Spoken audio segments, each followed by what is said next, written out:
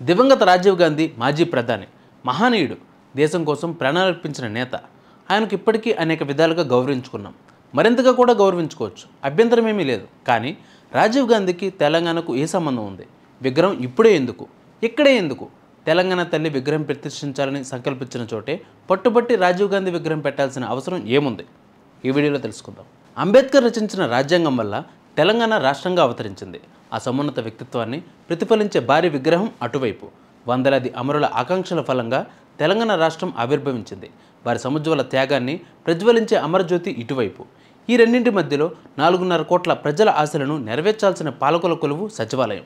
తరతరాల పాటు ఆ సచివాలయంలో కూర్చున్న ఏలికలు అంబేద్కర్ ఆశయాలను, అమరుల త్యాగాలను మరవకుండా, తెలంగాణ స్ఫూర్తి అనే కర్తవ్యం కనుమరుగు కాకుండా పరిపాలించాలనే సందేశం ఇచ్చే సదుద్దేశంతో నాటి ముఖ్యమంత్రి కేసీఆర్ అక్కడ తెలంగాణ తల్లి విగ్రహం ప్రతిష్ఠించాలని సంకల్పించారు. కానీ రేవంత్ ప్రభుత్వం హైదరాబాద్లో వేరే స్థలమే లేనట్టు, మరే సంస్థకు రాజీవ్ పేరు లేనట్టు, భాగ్యనగరంలో ఇంకెక్కడ ఆయన విగ్రహం పెట్టలేమన్నట్టు సచివాలయానికి, అమరజ్యోతికి నడుమ రాజ్య విగ్రహాన్ని ఆవిష్కరించారు. ఒకప్పుడు తెలుగు తల్లి విగ్రహం ఉన్న చోటు అది. తెలంగాణపై సమైక్య పాలకుల ఆధిపత్య భావజాలానికి నాటి తెలుగు తల్లి ఒక ప్రతీక అయితే, కాంగ్రెస్ ఆధిపత్య భావనకు నేటి రాజ్య విగ్రహం ఒక ప్రతీక.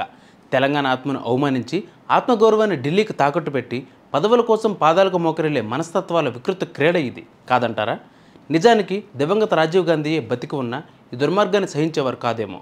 ఈ విగ్రహావిష్కరణకు చివరికి రాజీవ్ గాంధీ కుటుంబ సభ్యుల ఆమోదం సరిగ్గా లేనట్టుంది. అనేకసార్లు ప్రాధేయపడినా వారు కనికరించలేదు, సరికదా? కనీసం అభినందన సందేశమైనా పంపలేదు. మరెందుకీ తాపత్రయం? మరి దేనికోసం ఈ ఆత్మ వంచన? 4.5 కోట్ల ప్రజల మనస్సంకల్పాన్ని, పోరుగడ్డైన తెలంగాణ బిడ్డల గరిమను అవమానించే ఈ ప్రయత్నం ఎందుకు? 10 ఏళ్లుగా పదిలంగా కాపాడుకున్న తెలంగాణ జ్వాలను 10 నెలల్లోనే ఆర్పేయాలన్న ఆరాటం ఎవరి ప్రయోజనాల కోసం? వీటన్నిటికీ సమాధానం ఎవరు చెప్తారు? రేవంత్ రెడ్డి చేసిన ఈ నిర్వాకంపై మీరేమనుకుంటున్నారు? కామెంట్ చేయండి.